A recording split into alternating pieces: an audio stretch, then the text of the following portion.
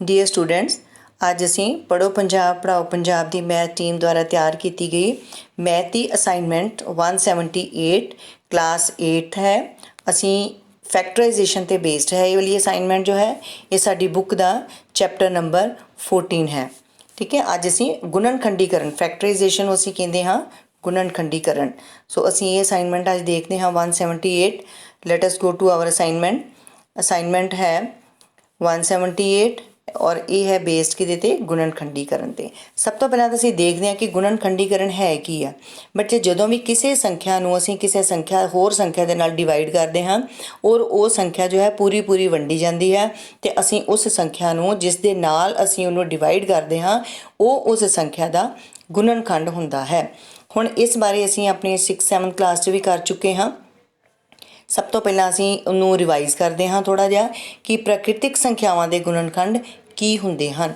ਸਭ ਤੋਂ ਪਹਿਲਾਂ ਸਪੋਜ਼ ਅਸੀਂ ਮੰਨ ਲਓ 30 ਲੈ ਲੈਂਦੇ ਹਾਂ। 30 ਜੋ ਹੈ ਉਹ ਕਿਹਦੇ ਨਾਲ ਵੰਡਿਆ ਜਾਂਦਾ ਹੈ। ਜੇ ਅਸੀਂ 15 ਦੂਣਾ ਵੀ 30 ਹੁੰਦਾ ਹੈ, 10 ਤੀਆ 30 ਹੁੰਦਾ ਹੈ, 5 ਛਿਕੇ 30 ਹੁੰਦਾ ਹੈ। ਇਹਦਾ ਮਤਲਬ 30 ਜੋ ਹੈ ਉਹਦੇ ਗੁਣਨਖੰਡ ਕੀ ਹੋ ਜਾਣਗੇ ਸਾਡੇ ਕੋਲ 1 2 3 5 6 10 15 ਅਤੇ 30। ਦੈਟ ਮੀਨਸ ਕਿ 30 ਜੋ ਹੈ ਇਹਨਾਂ ਸਾਰੀਆਂ ਹੀ ਸੰਖਿਆਵਾਂ ਦੇ ਨਾਲ ਪੂਰਾ ਡਿਵਾਈਡ ਹੋ ਜਾਂਦਾ ਹੈ। ਯਾਦ ਇਹ ਰੱਖਣਾ ਹੈ ਕਿ ਜੋ ਸੰਖਿਆ 1 ਹੈ ਉਹ ਹਰ ਇੱਕ ਸੰਖਿਆ ਦਾ ਗੁਣਨਖੰਡ ਹੁੰਦੀ ਹੈ, ਕਿਉਂਕਿ ਜਦੋਂ ਵੀ ਅਸੀਂ ਸਪੋਜ਼ 30 ਹੈ ਅਤੇ 30 ਏਕਮ 30 ਵੀ ਤਾਂ ਹੋਏਗਾ ਨਾ। 30 ਔਰ 1 ਆਪਣੇ ਆਪ ਦਾ ਵੀ ਇੱਕ ਸੰਖਿਆ ਦਾ ਜੋ ਗੁਣਨਖੰਡ ਹੁੰਦੀ ਹੈ, ਜੋ 1 ਔਰ ਸੰਖਿਆ ਆਪ। ਹੁਣ ਇਹ ਸਨ ਇਸ ਸੰਖਿਆ ਦੇ ਗੁਣਨਖੰਡ। ਇਸ ਤੋਂ ਬਾਅਦ ਅਸੀਂ ਦੇਖਦੇ ਹਾਂ ਕਿ ਅਭਾਜ ਗੁਣਨਖੰਡ ਕੀ ਹੁੰਦੇ ਹਨ।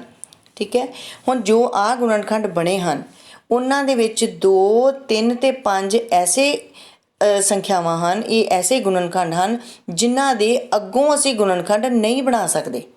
ਇਹ ਇੱਥੇ ਹੀ ਖਤਮ ਹੋ ਜਾਣਗੇ। ਜਦਕਿ ਜੋ 6 10 15 ਅਤੇ 30 ਹਨ ਇਹਨਾਂ ਦੇ ਅੱਗੋਂ ਵੀ ਗੁਣਨਖੰਡ ਬਣਦੇ ਆ। ਜਿਵੇਂ 6 ਹੈ 2 ਤੀਆ 6 ਹੋ ਜਾਂਦਾ, 10 ਹੈ ਤਾਂ 2 ਪੰਜੇ 10 ਹੋ ਜਾਂਦਾ, 15 ਹੈ 5 ਤੀਏ 15, 30 ਹੈ 15 ਦੂਣਾ 30 ਹੋ ਜਾਂਦਾ ਹੈ। ਠੀਕ ਹੈ, ਸੋ ਇਹਦਾ ਮਤਲਬ ਇਹ ਹੈ ਕਿ 2 3 ਅਤੇ 5 ਜੋ ਹਨ ਇਹ ਸਾਡੇ ਅਭਾਜ ਗੁਣਨਖੰਡ ਹਨ ਜਿਨ੍ਹਾਂ ਦੇ ਅੱਗੋਂ ਗੁਣਨਖੰਡ ਨਹੀਂ ਬਣਦੇ। ਸੋ ਇਹ ਸੀਗੇ ਸਾਡੇ ਅੱਜ ਦੇ ਕਿ ਗੁਣਨਖੰਡ ਕੀ ਹੁੰਦੇ ਹਨ ਔਰ ਅਭਾਜ ਗੁਣਨਖੰਡ ਜਿਹੜੇ ਨੇ ਉਹ ਕੀ ਹੁੰਦੇ ਹਨ। ਹੁਣ ਅਸੀਂ ਦੇਖਾਂਗੇ ਕਿ ਸਾਡੇ ਬੀਜ ਗਣਿਤਿਕ ਵਿਅੰਜਕਾਂ ਦੇ ਗੁਣਨਖੰਡ ਉਹ ਕਿਸ ਤਰ੍ਹਾਂ ਹੁੰਦੇ ਹਨ। ਜਿਹੜੇ ਸਾਡੇ ਅਲਜੈਬਰਿਕ ਐਕਸਪ੍ਰੈਸ਼ਨ ਹਨ ਇਹ ਸੀਗੀਆਂ ਪ੍ਰਾਕ੍ਰਿਤਿਕ ਸੰਖਿਆਵਾਂ, ਹੁਣ ਹਨ ਸਾਡੇ ਅਲਜੈਬਰਿਕ ਐਕਸਪ੍ਰੈਸ਼ਨਸ ਜਿਨ੍ਹਾਂ ਬਾਰੇ ਅਸੀਂ ਆਪਣੇ ਪਿਛਲੇ ਚੈਪਟਰਸ ਦੇ ਵਿੱਚ ਜਾਣਕਾਰੀ ਪ੍ਰਾਪਤ ਕਰ ਚੁੱਕੇ ਹਾਂ।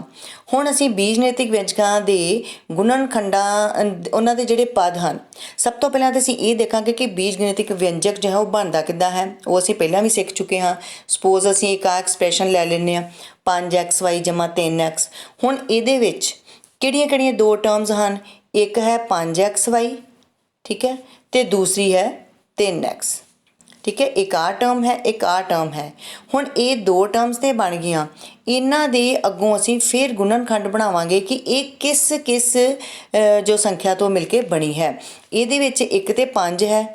ਠੀਕ ਹੈ, ਔਰ ਇਹ ਕਿਹਦਾ ਗੁਣਨਫਲ ਹੈ x ਔਰ y ਦਾ। ਠੀਕ ਹੈ, ਇਸੇ ਤਰ੍ਹਾਂ ਜੋ 3x ਹੈ ਉਹ 3 ਔਰ x ਦਾ ਗੁਣਨਫਲ ਹੈ। ਠੀਕ ਹੈ, ਇਹ ਅਸੀਂ ਵੈਸੇ ਪਿਛਲੇ ਵੀ ਆਪਣੇ 8ਵੇਂ ਚੈਪਟਰ 'ਚ ਵੀ ਕਰ ਚੁੱਕੇ ਹਾਂ, ਬਟ ਚਲੋ ਹੁਣ ਅਸੀਂ ਅੱਗੋਂ ਨੈਕਸਟ ਕਰਦੇ ਹਾਂ ਕਿ 5xy ਦੇ ਜੋ ਗੁਣਨਖੰਡ ਹਨ ਉਹ ਬਣ ਗਏ 5 ਗੁਣਾ x ਗੁਣਾ y, 3x ਦੇ ਬਣ ਗਏ 3 ਗੁਣਾ x। ਹੁਣ ਅਸੀਂ ਇਹ ਵੇਖਦੇ ਹਾਂ ਕਿ ਇਹਨਾਂ ਦੇ ਆਹ ਜੋ 5 ਗੁਣਾ x ਗੁਣਾ y ਹੈ ਇਸ ਦਾ ਹੋਰ ਅੱਗੇ ਕੋਈ ਗੁਣਨਖੰਡ ਨਹੀਂ ਬਣਦਾ। ਇਹ ਇੱਥੇ ਹੀ ਖਤਮ ਹੋ ਜਾਂਦਾ ਹੈ ਕਿਉਂਕਿ 5 ਦਾ ਵੀ ਕੋਈ ਗੁਣਨਖੰਡ ਨਹੀਂ ਆ, x ਦਾ ਵੀ ਕੋਈ ਗੁਣਨਖੰਡ ਨਹੀਂ ਹੈ ਅਤੇ y ਦਾ ਵੀ ਅੱਗੋਂ ਕੋਈ ਗੁਣਨਖੰਡ ਨਹੀਂ ਬਣਦਾ। ਸੋ ਇਹ ਸਾਡੇ ਕੀ ਹਨ, ਇਹਨਾਂ ਨੂੰ ਅਸੀਂ ਇੱਕ ਕਿਸਮ ਦੇ ਅਭਾਜ ਗੁਣਨਖੰਡ ਵੀ ਕਹਿ ਸਕਦੇ ਹਾਂ ਕਿ ਸਾਡੇ ਇਸ ਐਕਸਪ੍ਰੈਸ਼ਨ ਦੇ ਵਿੱਚ ਜੋ ਇਹ ਦੋ ਟਰਮਸ ਹਨ ਉਹਨਾਂ ਦੇ ਅਭਾਜ ਗੁਣਨਖੰਡ ਹਨ। ਠੀਕ ਹੈ, ਹੁਣ ਅਸੀਂ ਦੇਖਦੇ ਹਾਂ ਕਿ ਗੁਣਨਖੰਡੀਕਰਨ ਅੱਗੋਂ ਕੀ ਹੈ।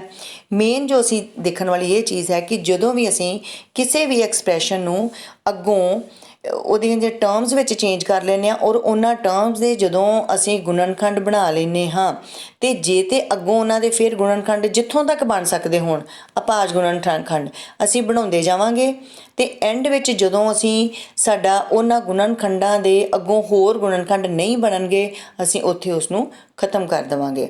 ਇਹਦਾ ਮਤਲਬ ਇਹ ਹੈ ਕਿ ਗੁਣਨਖੰਡੀਕਰਨ ਜਦੋਂ ਅਸੀਂ ਕਿਸੇ ਬੀਜਗਣਿਤਿਕ ਵਿਅੰਜਕ ਦੇ ਗੁਣਨਖੰਡ ਕਰਦੇ ਹਾਂ ਤਾਂ ਅਸੀਂ ਇਸ ਨੂੰ ਗੁਣਨਖੰਡ ਦੇ ਗੁਣਨਫਲ ਦੇ ਰੂਪ ਵਿੱਚ ਲਿਖਦੇ ਹਾਂ। ਇਹ ਗੁਣਨਖੰਡ ਸੰਖਿਆਵਾਂ ਬੀਜਗਣਿਤਿਕ ਚੱਲ ਬੀਜਗਣਿਤਿਕ ਵਿਅੰਜਕ ਹੋ ਸਕਦੇ ਹਨ ਜੋ ਅਸੀਂ ਹੁਣੇ ਕੀਤਾ ਹੈ। ਹੁਣ ਇਸ ਤੋਂ ਬਾਅਦ ਅਸੀਂ ਕੀ ਦੇਖਣਾ ਹੈ ਕਿ ਸਾਂਝਾ ਗੁਣਨਖੰਡ ਕੀ ਹੁੰਦਾ ਹੈ। ਹੁਣ ਸਾਂਝਾ ਗੁਣਨਖੰਡ ਕੀ ਹੋਏਗਾ, ਦੇਖੋ ਅਸੀਂ ਸਵਾਲ ਦੇਖਦੇ ਹਾਂ। ਮੰਨ ਲਓ ਸਾਡੇ ਕੋਲ ਆ ਪਹਿਲਾ ਸਮ ਹੈ, ਠੀਕ ਹੈ। ਫਸਟ ਹੈ ਕਿ ਇਹਦਾ ਅਸੀਂ ਸਾਂਝਾ ਗੁਣਨਖੰਡ ਪਤਾ ਕਰਨਾ ਹੈ। ਉਹ ਅਸੀਂ ਕਿੱਦਾਂ ਕਰਾਂਗੇ, ਜਿਸ ਲਈ ਸਾਨੂੰ ਸਭ ਤੋਂ ਪਹਿਲਾਂ ਤੇ ਟਰਮਸ ਦੇ ਗੁਣਨਖੰਡ ਬਣਾਉਣੇ ਆਉਣੇ ਚਾਹੀਦੇ ਹਨ ਜੋ ਅਸੀਂ ਸਿੱਖ ਲਏ ਹਨ। ਹੁਣ ਅਸੀਂ ਉਹਨਾਂ ਦੇ ਵਿੱਚੋਂ ਸਾਂਝਾ ਮੀਨਸ ਕਾਮਨ ਪਤਾ ਕਰਨਾ ਹੈ। ਜਿਸ ਤਰ੍ਹਾਂ ਪਹਿਲਾ ਹੈ 12x ਤੇ 36। ਸਭ ਤੋਂ ਪਹਿਲਾਂ ਅਸੀਂ 12x ਦੇ ਗੁਣਨਖੰਡ ਬਣਾਵਾਂਗੇ। ਦੇਖੋ 12 ਦੇ ਗੁਣਨਖੰਡ ਕੀ ਬਣ ਜਾਣਗੇ, 2 ਛਿੱਕੇ 12, ਫਿਰ 2 ਤੀਏ 6, ਇਹਦੇ ਗੁਣਨਖੰਡ 2 2 ਔਰ 3, ਠੀਕ। ਇਹ ਹੁਣ ਇਹੋ ਜਿਹੇ ਗੁਣਨਖੰਡ ਹਨ 2 ਗੁਣਾ 2 ਗੁਣਾ 3। ਪਹਿਲਾਂ ਅਸੀਂ 12x ਨੂੰ 12 ਗੁਣਾ x ਕੀਤਾ, ਇੱਕ ਵਾਰੀ ਗੁਣਨਖੰਡ ਬਣ ਗਿਆ, ਠੀਕ ਹੈ। ਹੁਣ ਉਹਦੇ ਫਿਰ ਅੱਗੋਂ ਗੁਣਨਖੰਡ ਬਣਾਏ, ਉਹਦੇ ਗੁਣਨਖੰਡ ਕੀ ਬਣੇ, ਅਭਾਜ ਗੁਣਨਖੰਡ 2 ਗੁਣਾ 2 ਗੁਣਾ 3 ਗੁਣਾ x, ਠੀਕ ਹੈ। ਇਸੇ ਤਰ੍ਹਾਂ ਅਸੀਂ 36 ਦੇ ਗੁਣਨਖੰਡ ਬਣਾਏ, ਉਹ ਕੀ ਬਣ ਜਾਣਗੇ ਸਾਡੇ ਕਿਉਂ 18 ਦੂਣਾ 36, ਫਿਰ 2 ਨਾਲ 18, ਫਿਰ 3 ਤੀਏ 9, ਫਿਰ 3 ਏਕਮ 3। ਸੋ 36 ਦੇ ਅਭਾਜ ਗੁਣਨਖੰਡ ਕੀ ਬਣ ਜਾਣਗੇ ਫਿਰ 2 ਗੁਣਾ 2 ਗੁਣਾ 3 ਗੁਣਾ 3। ਇਹ ਸੀ ਸਾਡੇ ਇਹਨਾਂ ਦੋਨਾਂ ਪਦਾਂ ਦੇ ਅਭਾਜ ਗੁਣਨਖੰਡ। ਹੁਣ ਸਾਡੇ ਕੋਲ 12x ਦਾ ਆ ਅਭਾਜ ਗੁਣਨਖੰਡ ਬਣ ਗਏ, 36 ਦੇ ਇਹ ਵਾਲੇ ਗੁਣਨਖੰਡ ਬਣ ਗਏ। ਹੁਣ ਇਹਨਾਂ ਵਿੱਚੋਂ ਉਹਨਾਂ ਨੇ ਕਿਹਾ ਹੈਗਾ ਆ ਕਿ ਸਾਂਝਾ ਗੁਣਨਖੰਡ। ਹੁਣ ਸਾਂਝਾ ਗੁਣਨਖੰਡ ਕੀ ਹੈ, ਕਾਮਨ ਫੈਕਟਰ ਕੀ ਹੈ, ਅਸੀਂ ਇਹਨਾਂ ਦੋਨਾਂ ਦੇ ਵਿੱਚੋਂ ਸਾਂਝੇ ਪਤਾ ਕਰਾਂਗੇ ਕਿ ਕਿਹੜੇ ਦੋਨਾਂ ਵਿੱਚ ਕਾਮਨ ਹਨ। ਜਿਸ ਤਰ੍ਹਾਂ ਫਸਟ ਦੇਖੋ 2 ਇਹਦੇ 'ਚ ਵੀ ਹੈ, 2 ਇਹਦੇ 'ਚ ਵੀ ਹੈ, ਅਸੀਂ ਉਹਨਾਂ ਨੂੰ ਸਰਕਲ ਕਰ ਲਿਆ। ਉਸ ਤੋਂ ਬਾਅਦ ਫਿਰ 2 ਤੇ 2 ਉਹਨਾਂ ਨੂੰ ਵੀ ਸਰਕਲ ਕਰ ਲਿਆ, ਫਿਰ 3 ਤੇ 3 ਇਹਨੂੰ ਵੀ ਸਰਕਲ ਕਰ ਲਿਆ। ਅੱਗੋਂ ਸਾਡਾ ਕੋਈ ਵੀ ਸਾਂਝਾ ਗੁਣਨਖੰਡ ਦੋਨਾਂ ਵਿੱਚ ਨਹੀਂ ਹੈ, ਕਿਉਂਕਿ ਜੇ x ਉੱਪਰ ਵਾਲੇ 'ਚ ਹੈ ਤੇ ਨੀਚੇ ਵਾਲੇ 'ਚ ਨਹੀਂ ਹੈ, ਜੇ 3 ਹੇਠਾਂ ਹੈ ਤੇ ਉੱਪਰ ਨਹੀਂ ਹੈ। ਇਹ ਧਿਆਨ ਰੱਖਣਾ ਆ ਕਿ ਜੇ 3 ਇੱਥੇ ਅਸੀਂ ਇੱਕ ਵਾਰੀ ਕੀਤਾ ਹੈ ਤੇ ਇੱਥੇ ਇੱਕੋ ਵਾਰੀ ਹੀ 3 ਲੈਣਾ ਹੈ, ਅਸੀਂ ਇਹਨੂੰ ਨਾਲ ਨਹੀਂ ਲਵਾਂਗੇ। ਅਸੀਂ ਇੱਕ ਇੱਕ ਦਾ ਸਮਝ ਲਓ ਕਿ ਅਸੀਂ ਪੇਅਰ ਹੀ ਬਣਾਉਣਾ ਹੈ। ਇਹ ਤੁਸੀਂ ਇੱਕ ਮੈਮਰੀ ਏਡ ਰੱਖਣੀ ਹੈ ਕਿ ਅਸੀਂ ਇੱਕ ਕਿਸਮ ਦਾ ਇਹਦਾ ਪੇਅਰ ਬਣਾਉਣਾ ਹੈ। ਤੋ ਇਹਦਾ 3 ਦਾ ਉੱਪਰ ਪੇਅਰ ਨਹੀਂ ਬਣ ਰਿਹਾ, ਇਸ ਲਈ ਇਹ 3 ਇੱਦਾਂ ਹੀ ਰਹੇਗਾ। ਹੁਣ ਸਾਡੇ ਕੋਲ ਕੀ ਸਾਂਝੇ ਗੁਣਨਖੰਡ ਹੋ ਗਏ ਫਿਰ ਇੱਥੇ 2 ਗੁਣਾ 2 ਗੁਣਾ 3। ਸੋ ਸਾਡਾ ਸਾਂਝਾ ਗੁਣਨਖੰਡ ਕੀ ਫਿਰ ਆ ਗਿਆ ਇਹਦੇ ਵਿੱਚ 12। 12x ਤੇ 36 ਦਾ ਸਾਂਝਾ ਗੁਣਨਖੰਡ ਕੀ ਹੋ ਗਿਆ ਸਾਡੇ ਕੋਲ 12। ਕਾਮਨ ਫੈਕਟਰ ਕੀ ਹੋ ਗਿਆ ਇਹਦਾ 12, ਠੀਕ ਹੈ। ਨੈਕਸਟ ਹੈ ਇਹਦਾ ਸੈਕਿੰਡ ਸਮ। ਸੈਕਿੰਡ ਸਮ ਹੈ ਸੇਮ ਉਸੇ ਤਰ੍ਹਾਂ ਹੀ 14p ਕਿਊ ਤੇ 28p ਸਕੁਅਰ ਕਿਊ ਸਕੁਅਰ। ਪਹਿਲਾਂ ਅਸੀਂ 14p ਕਿਊ ਦੇ ਬਣਾ ਲਏ 14 ਗੁਣਾ p ਗੁਣਾ ਕਿਊ, 14 ਮਲਟੀਪਲਾਈਡ ਬਾਈ p ਮਲਟੀਪਲਾਈਡ ਬਾਈ ਕਿਊ। ਸੋ ਅਸੀਂ ਪਹਿਲਾਂ 14 ਦੇ 14 ਦੇ ਗੁਣਨਖੰਡ ਬਣਾਏ, 2 7 14 ਹੋ ਗਿਆ, p ਗੁਣਾ ਕਿਊ ਰਹਿ ਗਿਆ। ਫਿਰ ਅਸੀਂ 28p ਸਕੁਅਰ ਕਿਊ ਸਕੁਅਰ ਦੇ ਗੁਣਨਖੰਡ ਬਣਾਏ, 28 ਮਲਟੀਪਲਾਈਡ ਬਾਈ p ਸਕੁਅਰ ਮਲਟੀਪਲਾਈਡ ਬਾਈ ਕਿਊ ਸਕੁਅਰ।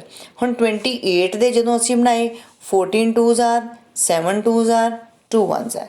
ਸੋ ਇਹਦੇ ਕੀ ਬਣ ਜਾਣਗੇ ਸਾਡੇ 2 × 2 × 7, 2 ਦੂਣੀ 4 4 7 28। ਹੁਣ p ਦੀ 2 ਤੇ q ਦੀ 2 ਦੇ ਜਦੋਂ ਅਸੀਂ ਇੱਥੇ ਗੁਣਨਖੰਡ ਬਣਾਵਾਂਗੇ p 2 ਵਾਰੀ ਹੈ, ਇਹਦੀ ਘਾਤ 2 ਹੈ, ਇਹਦਾ ਮਤਲਬ ਕਿ p ਨੂੰ 2 ਵਾਰੀ ਆਪਸ 'ਚ ਗੁਣਾ ਕੀਤਾ ਗਿਆ। ਇਸੇ ਤਰ੍ਹਾਂ q ਦੀ ਵੀ 2 ਹੈ, q ਨੂੰ ਵੀ 2 ਵਾਰੀ ਆਪਸ 'ਚ ਗੁਣਾ ਕੀਤਾ ਗਿਆ ਹੈ। ਜਿੰਨੀ ਉਹਦੀ ਘਾਤ ਹੋਏਗੀ ਓਨੀ ਵਾਰੀ ਹੀ ਅਸੀਂ ਇੱਥੇ ਉਸ ਜਿਹੜੀ ਚੱਲ ਸੰਖਿਆ ਹੈ ਉਸ ਨੂੰ ਆਪਸ ਦੇ ਵਿੱਚ ਗੁਣਾ ਕਰਾਂਗੇ, ਠੀਕ ਹੈ। ਨੈਕਸਟ ਹੁਣ ਅਸੀਂ ਦੇਖਣਾ ਕਿ ਇਹਨਾਂ ਦੇ ਵਿੱਚੋਂ ਸਾਂਝੇ ਗੁਣਨਖੰਡ ਜਿਹੜੇ ਹਨ ਉਹ ਕਿਹੜੇ ਹਨ।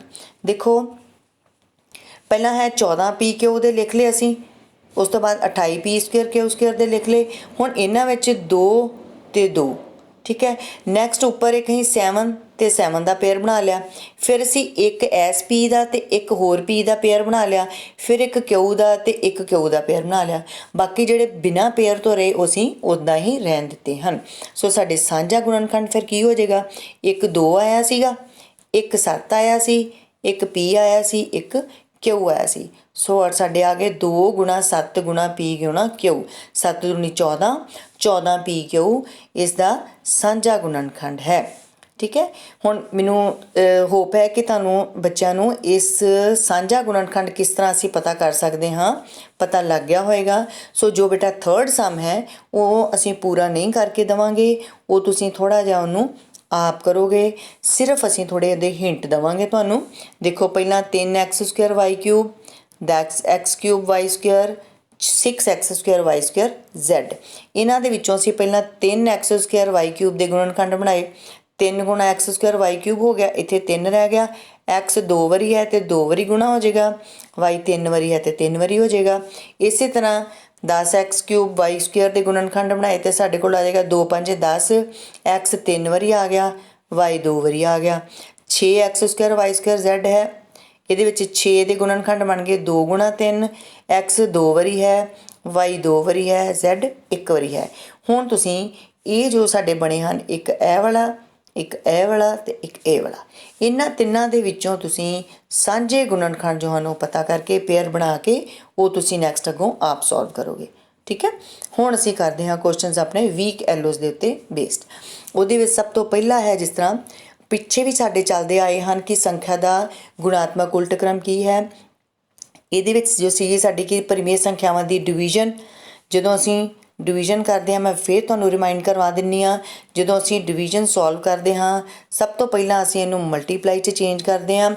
फिर जो इस दे बाद ਵਿੱਚ डिवीजन ਦੇ साइन तो बाद जो इत्थे परिमेय संख्या ਹੁੰਦੀ है, ठीक है, ਉਹਦਾ ਅਸੀਂ एक न्यूमरेटर तो एक डिनोमीनेटर हुंदा है। जो तो असीं डिवीजन नूं मल्टीप्लाई 'ਚ चेंज कर दिंदे आ, डिनोमीनेटर जो है वो न्यूमरेटर बन जाता है तो न्यूमरेटर जो है वो डिनोमीनेटर बन जाता है। ये याद रखना मेन इहदा यही है। हुण असीं इहदे विच जो क्वेश्चन दिता है वो है 3/1/3 का उल्ट क्रम की होवेगा। सब तो पहलां तो असीं 3/1/3 नूं सिंपलीफाई करके जो है वो लिखांगे। हुण वो किस तरह आएगा, जिस तरह 3/1/3 है। कई बच्चों को यह भी थोड़ा याद भुल जाता कि असीं इहनूं सिंपलीफाई किद्दां करना है।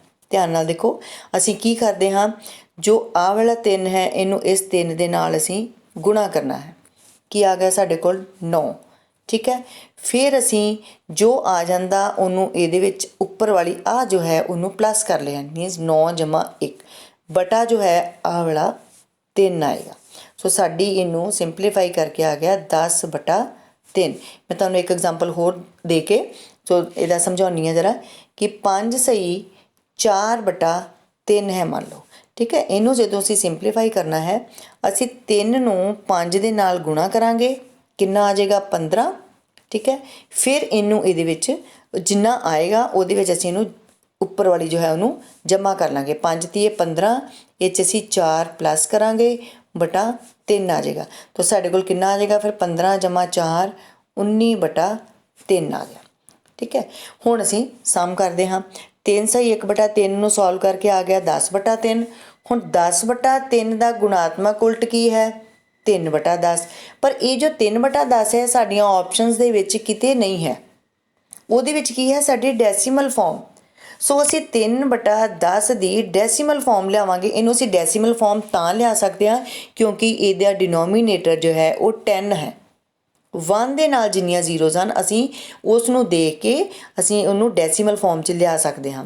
ਹੁਣ ਇਹਦੇ ਵਿੱਚ ਡੈਸੀਮਲ ਫਾਰਮ 'ਚ ਲਿਆਉਣ ਲਈ ਅਸੀਂ ਕੀ ਕਰਾਂਗੇ, ਪਹਿਲਾਂ ਅਸੀਂ 3 ਨੂੰ ਲਿਖ ਲਾਂਗੇ ਜੋ ਵੀ ਨਿਊਮਰੇਟਰ 'ਚ ਲਿਖਿਆ ਹੋਇਆ ਹੈ। ਇਹ 'ਚ ਕਿੰਨੀਆਂ ਜ਼ੀਰੋਜ਼ ਹਨ, 1। ਸੋ ਅਸੀਂ ਆਪਣੇ ਰਾਈਟ ਸਾਈਡ ਤੋਂ ਵੇਖਦੇ ਹੋਏ, राइट साइड तो इधर नूं जाते हुए उन्नियां संख्यावां देख के आ 3 1 0 है तो इक्को संख्या है, उन्नियां संख्यावां गिण के असीं डैसीमल ला लैंदे आ ते इधरले पासे चाहे असीं 1 0 लगा लीए चाहे ना लगाइए, बट लगावांगे तो इहदा मतलब ये हुंदा है कि साडी पूर्ण अंक जो है, पूर्ण संख्या जो है वो 0 है, कि साडे कोल पूर्ण कुछ नहीं है, साडे कोल सिर्फ दशमलव वाली संख्या है, ठीक है। हुण इहदे विच इहदा आंसर फिर की आ जाएगा 0.3। तो मैं तुहानूं एक होर डैसीमल वाला थोड़ा जिहा दस दिंदी हां ताकि तुहानूं दशमलव लगाउणा भी आ जाए। सपोज करो साडे कोल 13/10 है। सो असीं पहलां 13 नूं लिख लवांगे, किन्नियां जीरोज़ हन, 1 है। सो असीं अपने राइट साइड तो जांदे होए ਰਾਈਟ ਸਾਈਡ ਤੋਂ ਜਦੋਂ ਜਾਵਾਂਗੇ ਤੇ ਇੰਨੀਆਂ ਸੰਖਿਆਵਾਂ ਆ 1 0 ਹੈ ਤੇ ਇੱਕ ਸੰਖਿਆ ਗਿਣ ਕੇ ਤੇ ਇੱਥੇ ਅਸੀਂ ਦਸ਼ਮਲਵ ਲਾ ਲਾਂਗੇ ਤੇ ਸਾਡੇ ਕੋਲ ਇਹ ਦਸ਼ਮਲਵ ਦੇ ਵਿੱਚ ਚੇਂਜ ਹੋ ਜਾਏਗਾ। ਸਪੋਜ਼ ਕਰੋ ਮੰਨ ਲਓ ਸਾਡੇ ਕੋਲ 3/100 ਹੈ। ਹੁਣ ਅਸੀਂ ਕੀ ਕਰਾਂਗੇ ਕਿ ਅਸੀਂ 3 ਤੇ ਲਿਖ ਲਵਾਂਗੇ। ਸਾਡੇ ਕੋਲ ਜ਼ੀਰੋਜ਼ ਆ ਗਈਆਂ 2, ਪਰ ਸਾਡੇ ਕੋਲ ਸੰਖਿਆ ਹੈ ਸਿਰਫ 1। ਠੀਕ ਹੈ, ਹੁਣ ਅਸੀਂ ਕੀ ਕਰਾਂਗੇ ਉਸੇ ਤਰ੍ਹਾਂ ਕਰਾਂਗੇ। ਜੇ 2 0 ਹਨ ਤੇ ਇੱਥੋਂ ਸੰਖਿਆ 3 1 ਹੋ ਗਈ। ਹੁਣ ਸਾਨੂੰ ਇੱਕ ਸੰਖਿਆ ਦੀ ਹੋਰ ਲੋੜ ਹੈ, ਸੋ ਅਸੀਂ ਇੱਥੇ ਇੱਕ ਹੋਰ 0 ਲਗਾ ਕੇ ਫਿਰ ਦਸ਼ਮਲਵ ਲਗਾ ਲਾਂਗੇ। ਜ਼ੀਰੋਜ਼ ਦੇ ਅਕੋਰਡਿੰਗਲੀ ਜੇ ਸਾਨੂੰ ਹੋਰ ਸੰਖਿਆਵਾਂ ਦੀ ਇੱਧਰ ਲੋੜ ਹੋਵੇ ਤਾਂ ਅਸੀਂ ਉਨੀਆਂ 0 ਐਡ ਕਰ ਲੈਂਦੇ ਹਾਂ। ਸੋ ਇਹ ਬਣ ਜਾਏਗਾ 0.03। ਠੀਕ ਹੈ, ਇਹ ਤੁਹਾਨੂੰ ਅੱਜ ਮੈਂ ਥੋੜ੍ਹਾ ਐਡੀਸ਼ਨਲ ਇੱਕ ਦੱਸਿਆ ਹੈ ਕਿਉਂਕਿ ਬੱਚੇ ਕਈ ਵਾਰੀ ਇਸ ਵਿੱਚ ਵੀ ਗਲਤੀ ਕਰ ਜਾਂਦੇ ਹਨ। ਠੀਕ ਹੈ, ਹੁਣ ਨੈਕਸਟ ਕੁਐਸਚਨ ਹੈ ਪ੍ਰਸ਼ਨ ਨੰਬਰ 2, ਉਹ ਹੈ ਸਾਡਾ ਪ੍ਰੋਬੇਬਿਲਿਟੀ ਦੇ, ਸੰਭਾਵਨਾ ਤੇ।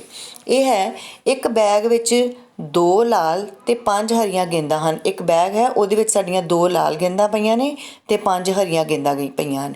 ਅਸੀਂ ਬੈਗ ਨੂੰ ਵੇਖੇ ਬਿਨਾਂ, ਬੈਗ ਬੰਦ ਹੈ, ਅਸੀਂ ਉਹਨੂੰ ਬਿਨਾਂ ਵੇਖੇ ਹੀ ਇੱਕ ਬੋਲ ਜੋ ਹੈ ਉਹ ਬਾਹਰ ਕੱਢਣੀ ਹੈ ਤੇ ਸੰਭਾਵਨਾ ਅਸੀਂ ਪਤਾ ਕਰਨੀ ਹੈ ਕਿ ਜੋ ਬੋਲ ਕੱਢੀ ਗਈ ਹੈ ਉਹ ਹਰੇ ਰੰਗ ਦੀ ਹੀ ਹੋਣੀ ਚਾਹੀਦੀ ਹੈ। ਸਭ ਤੋਂ ਪਹਿਲਾਂ ਤਾਂ ਅਸੀਂ ਇਹ ਦੇਖਾਂਗੇ ਕਿ ਇਹਦੇ ਵਿੱਚ ਕੁੱਲ ਬੋਲਾਂ ਹੈ ਕਿੰਨੀਆਂ ਨੇ ਬੈਗ ਦੇ ਵਿੱਚ। 2 + 5 7। ਇਹਦਾ ਮਤਲਬ ਹੈ ਕਿ ਜਦੋਂ ਅਸੀਂ ਬੈਗ ਬੰਦ ਕਰਕੇ ਅਸੀਂ ਬੋਲ ਕੱਢਦੇ ਹਾਂ ਤੇ 7 ਵਿੱਚੋਂ ਕੋਈ ਵੀ ਆ ਸਕਦੇ, ਮੀਨਸ ਕੁੱਲ ਪਰਿਣਾਮ ਸਾਡੇ ਕਿੰਨੇ ਹੋ ਗਏ 7 ਹੋ ਗਏ। ਪਰ ਉਹਨਾਂ ਨੇ ਸੰਭਾਵਨਾ ਕੀ ਕਿਹਾ ਆ ਕਿ ਜਿਹੜੀ ਬੋਲ ਬਾਹਰ ਨਿਕਲੇ ਉਹ ਹਰੇ ਰੰਗ ਦੀ ਹੀ ਹੋਣੀ ਚਾਹੀਦੀ ਹੈ। ਪਰ ਅਸੀਂ ਦੇਖਣਾ ਨਹੀਂ ਆ, ਅਸੀਂ ਬਿਨਾਂ ਦੇਖੇ ਹੀ ਬੈਗ ਦੇ ਵਿੱਚ ਹੱਥ ਪਾਉਣਾ ਆ ਤੇ ਇੱਕ ਬੋਲ ਬਾਹਰ ਕੱਢਣੀ ਆ ਤੇ ਇਹ ਕੀ ਸੰਭਾਵਨਾ ਹੋ ਸਕਦੀ ਆ ਕਿ ਉਹ ਹਰੇ ਰੰਗ ਦੀ ਹੀ ਹੋਵੇਗੀ। ਅਸੀਂ ਸੋਚਾਂਗੇ ਕਿਉਂਕਿ ਉਹਦੇ ਵਿੱਚ 5 ਹੀ ਹਰੀਆਂ ਗੇਂਦਾਂ ਹਨ, ਇਸ ਲਈ ਉਹਦੇ ਅਨੁਕੂਲ ਪਰਿਣਾਮ ਫਿਰ ਕੀ ਹੋ ਜਾਣਗੇ 5 ਤੇ ਸਾਡੀ ਪ੍ਰੋਬੇਬਿਲਿਟੀ ਫਿਰ ਕੀ ਹੋ ਜਾਏਗੀ ਅਨੁਕੂਲ ਪਰਿਣਾਮ ਬਟਾ ਕੁੱਲ ਪਰਿਣਾਮ। ਕਿਉਂਕਿ ਜੋ ਉਹ 5 ਗੇਂਦਾਂ ਹਨ ਉਹਨਾਂ ਵਿੱਚੋਂ ਕੋਈ ਵੀ ਇੱਕ ਹੋ ਸਕਦੀ ਹੈ, 5 ਵਿੱਚੋਂ ਕੋਈ ਵੀ ਇੱਕ ਹੋ ਸਕਦੀ ਹੈ, ਇਸ ਲਈ ਸਾਡੇ ਆਨਸਰ ਕੀ ਆ ਜਾਏਗਾ 5/7। ਇਹ ਸਾਡੀ ਪ੍ਰੋਬੇਬਿਲਿਟੀ ਜੋ ਹੈ ਕਿ ਗੇਂਦ ਕੱਢੀ ਹੋਈ ਜੋ ਬਾਹਰ ਕੱਢੀ ਹੈ 7 ਗੇਂਦਾਂ ਵਿੱਚੋਂ ਹਰੀ ਹੋਵੇ, ਉਹ ਸੰਭਾਵਨਾ ਕੀ ਹੋ ਜਾਏਗੀ 5। ਜੇ ਸਾਨੂੰ ਪੁੱਛਿਆ ਹੁੰਦਾ ਉਹਨਾਂ ਨੇ ਕਿ ਗੇਂਦ ਜੋ ਹੈ ਉਹ ਲਾਲ ਹੋਣੀ ਚਾਹੀਦੀ ਹੈ, ਫਿਰ ਸਾਡੀ ਹੋ ਜਾਣੀ ਸੀਗੀ 2/7। ਠੀਕ ਹੈ, ਕਿਉਂਕਿ ਉਹਨਾਂ ਦੋਵਾਂ ਰੈੱਡ ਬੋਲਸ ਵਿੱਚੋਂ ਹੀ ਬਾਹਰ ਆਉਣੀ ਚਾਹੀਦੀ ਹੈ। ਠੀਕ ਹੈ, ਹੋਪ ਹੈ ਕਿ ਸਾਰੇ ਬੱਚਿਆਂ ਨੂੰ ਅੱਜ ਵਾਲੀ ਅਸਾਈਨਮੈਂਟ ਬਹੁਤ ਹੀ ਅੱਛੀ ਤਰ੍ਹਾਂ ਨਾਲ ਸਮਝ ਆਈ ਹੋਏਗੀ। ਸੋ ਜੇ ਤੁਹਾਨੂੰ ਬੇਟੇ ਸਮਝ ਆਈ ਹੈ ਅਸਾਈਨਮੈਂਟ ਵਧੀਆ ਤਰੀਕੇ ਨਾਲ, ਚੰਗੀ ਤਰ੍ਹਾਂ ਸਮਝ ਆਈ ਹੈ, ਚੈਨਲ ਸਬਸਕ੍ਰਾਈਬ ਕਰ ਲੈਣਾ ਤਾਂ ਕਿ ਅਸੀਂ ਆਉਂਦੀਆਂ ਹੋਈਆਂ ਅਸਾਈਨਮੈਂਟਸ ਨੂੰ ਵੀ ਇਸੇ ਤਰ੍ਹਾਂ ਹੀ ਆਪਾਂ ਈਜ਼ੀਅਰ ਢੰਗ ਦੇ ਨਾਲ, ਈਜ਼ੀ ਵੇ ਦੇ ਨਾਲ ਸਮਝ ਸਕੀਏ ਅਤੇ ਤੁਸੀਂ ਜੋ ਹੈ ਆਪਣੇ ਵੱਧ ਤੋਂ ਵੱਧ ਇਹ ਤੋਂ ਜਾਣਕਾਰੀ ਜੋ ਹੈ ਉਹ ਪ੍ਰਾਪਤ ਕਰ ਸਕੋ। ਥੈਂਕ ਯੂ ਬੇਟਾ।